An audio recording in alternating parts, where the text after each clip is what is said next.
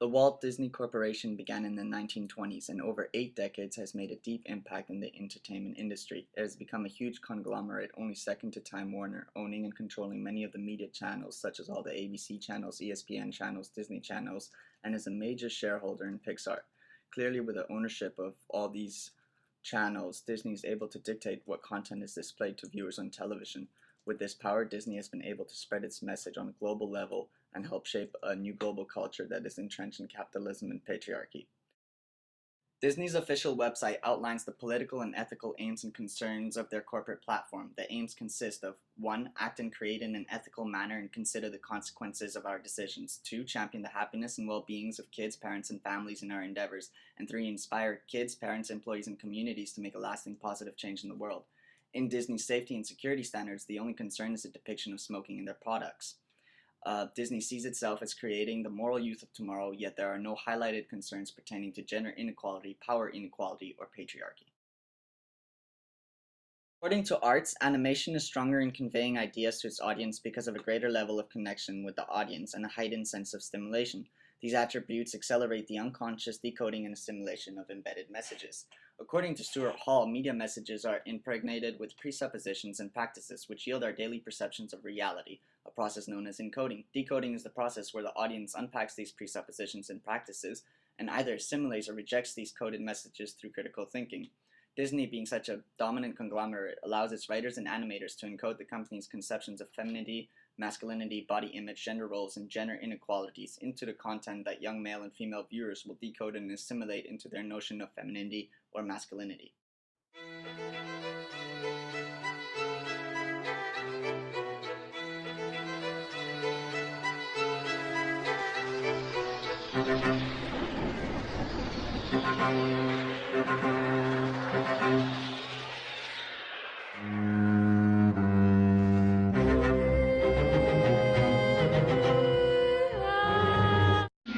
Wanna see them dancing, walking around on the moon.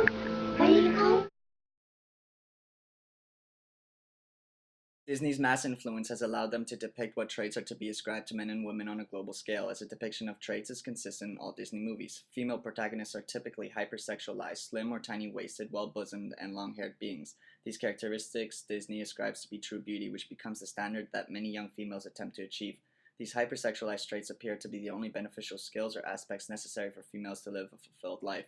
Conversely, dominant male Disney characters are hypermasculine, showing a great strength and overly developed musculature. These unrealistic depictions are unhealthy to the young boy because failing to have such a body image can lead to feelings of insufficiency and deceiving youth into believing they are less of a man or more like a woman.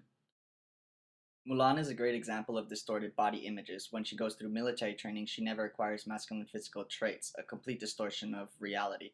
When in fact, if a woman undergoes military training, there are phenotypical changes including increased muscle mass, which is a male trait. Disney omitted these physical transformations to maintain the constant physical traits of women.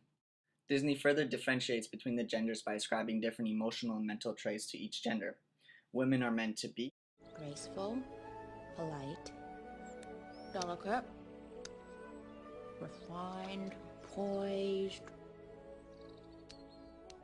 punctual. Men want girls with good taste, Obedient. who work fast-paced, with good breeding and a tiny work. For a company claiming to be accountable for its decisions, Disney does little to advance women's rights and gender equality when it portrays women as being secondary to men.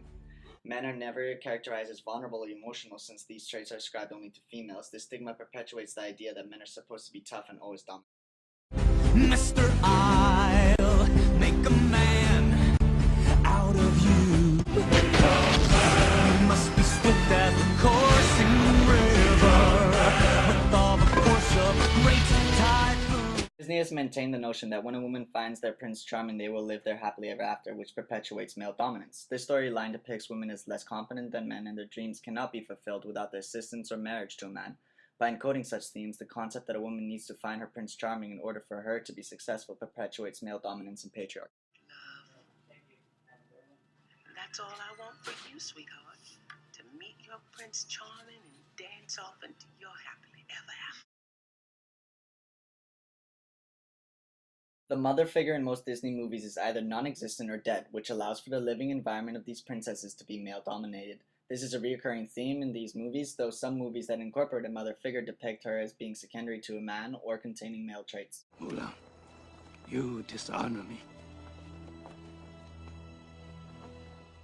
Cinderella, another Disney princess, is raised by her stepmother, who's depicted as having masculine traits such as requiring obedience and being a dominant figure.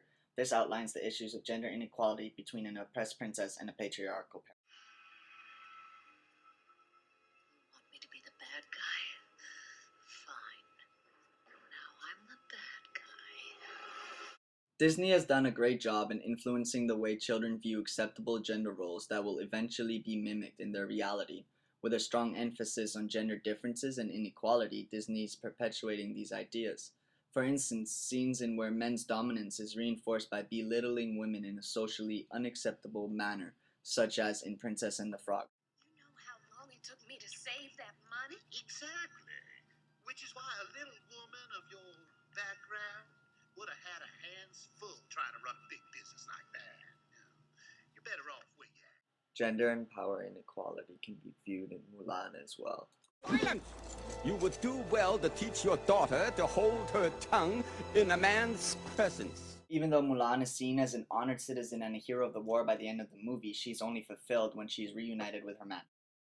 Cinderella is another Disney movie showing absolute male dominance, as when the ball is hosted for the prince, all the beautiful women of the country come to display themselves to a single man, and yet he seems uninterested in anything they have to offer.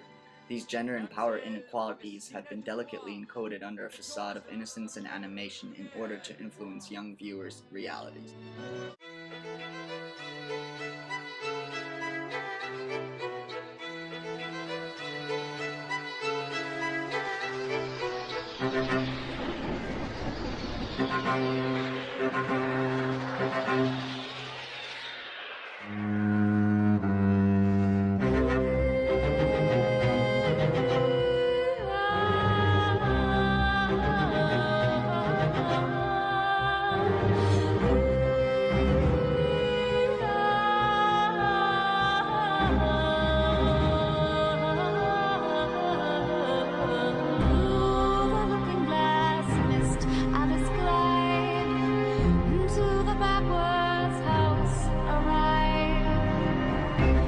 To the garden where the flowers speak and the path was dim